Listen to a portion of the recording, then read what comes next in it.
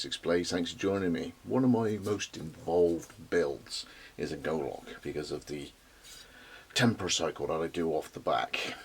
You'll see what I mean in a minute, but I've got to get this cleaned up so I can see the colours when I introduce this to a propane flame. Why? Explain later, so don't go away. So, big machine, abrasive belt, extract system, that, protect your lungs and your eyes if you can. Here we go. Wow.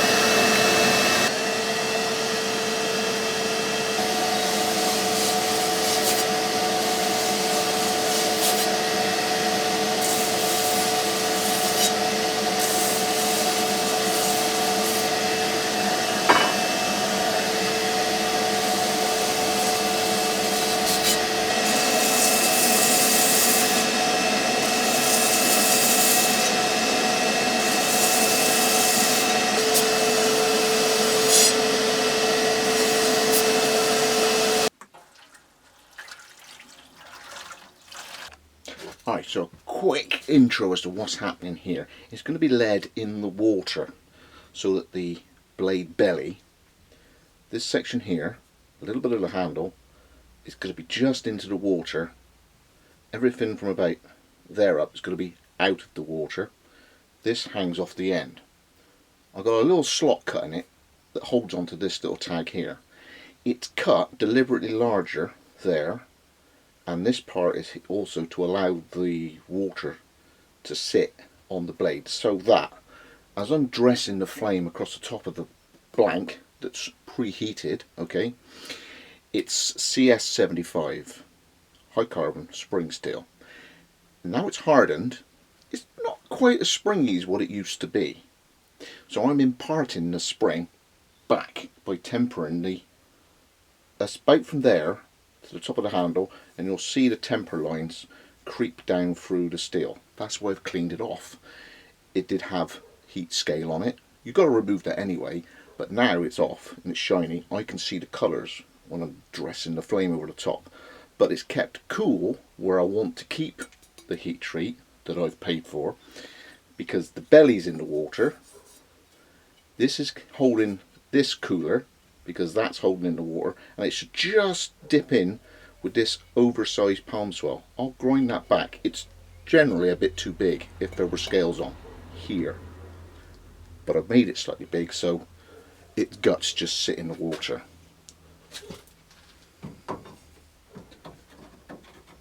Just there it is, and all I'm interested in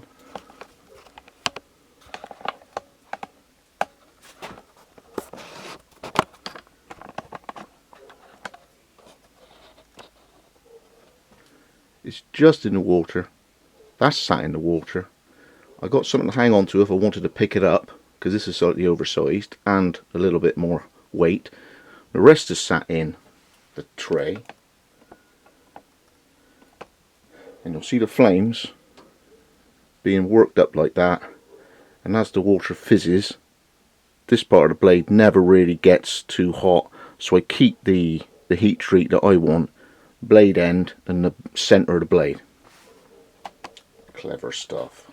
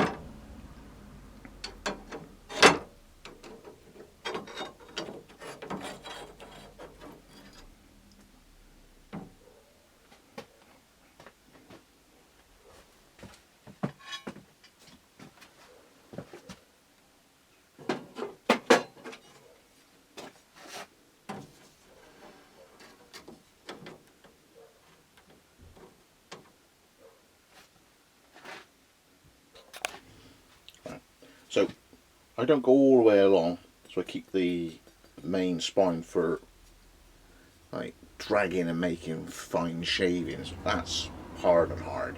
But this is just softened up a little. So half of the handle and the transition into the blade, that's now softened up, so it gets a little bit of,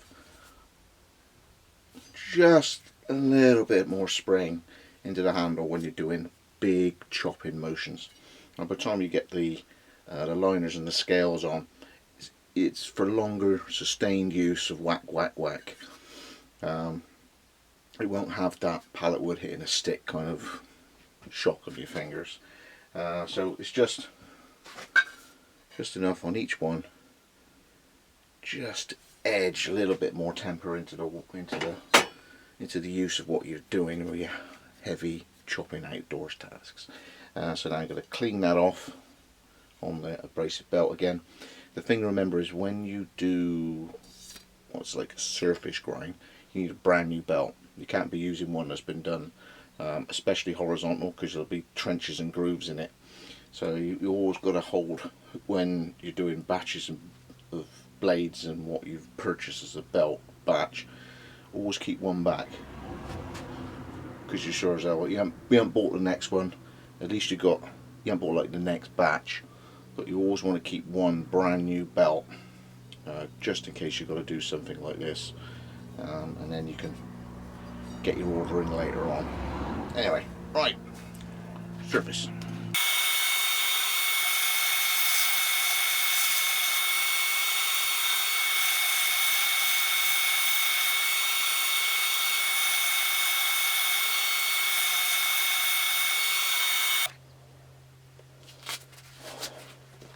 So, quick insight into one of the many stages of making a knife, of different types of knives. You saw me transition to a flat platen for the smaller blades, because they will fit on a flat platen. You have a Golok, you'll need a platen beyond the size of the screen of the video camera. So yeah, when I got something that's flat and the blade is that big, I'm going to use the flat platen. When I got a really long blade, I have to use a large contact wheel. So these are now finished on the surface. These are small Elmax. You may have noticed that the sparks weren't that prolific when I was using the little knives. It's because Elmax, powder stainless, it gives off a very occasional sort of orangey spark rather than the bright yellow ones of 52-100, which would be one of these blades is Leuku. Check out Mike's winter vid on TA Outdoors. He's using one of these with the clip point. So that's the Leuku, my model there, very popular. I do have two Goloks, one for Stuart of Outdoor Basics, and I've got to give myself another trial and a half by doing a Golazashi again. So I take that point off there and play with that one. So keep tuned, see these blades move forward. There are two slots for the Merlins. One of the Leuku is for Christmas, the other one is a customer order, but obviously one Golok available.